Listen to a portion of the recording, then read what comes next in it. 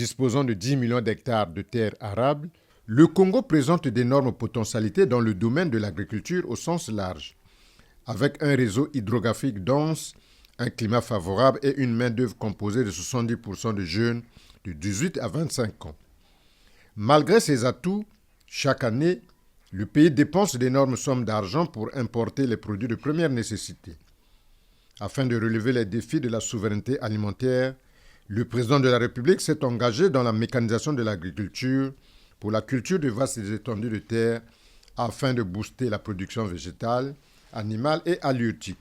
Parlons toujours de l'agriculture.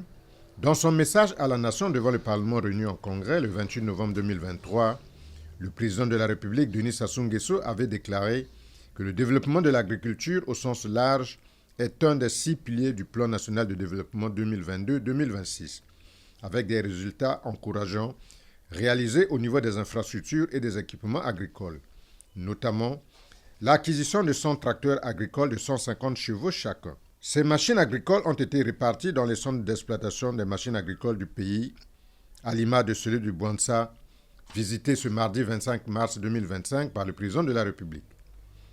L'objectif affiché à travers ces schémas est celui de rapprocher les machines agricoles des producteurs réels et potentiels qui vont les louer à des prix démocratiques. Les pôles agricoles ne peuvent être développés sans la mécanisation. Il ne peut pas y avoir de ZAP sans mécanisation.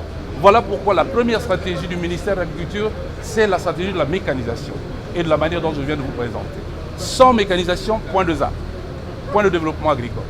Monsieur le Président, dans ce département, les gens payaient jusqu'à 70 000, 80 000 francs l'hectare pour labourer. Aujourd'hui, s'ils viennent louer ici, l'hectare est facturé à 45 000 francs. Le deuxième passage était facturé à 50 000, certains allaient jusqu'à 60 000. Le deuxième passage est facturé à 25 000. L'idée pour nous, c'est que le tracteur ne doit pas être un frein au développement de l'agriculture. Ce qui veut dire qu'aujourd'hui, avec ce qu'il dépensait sur 1 hectare hier, aujourd'hui il peut faire 2 hectares. C'est un gain, c'est une manière pour nous d'améliorer également les conditions de vie, les revenus des producteurs.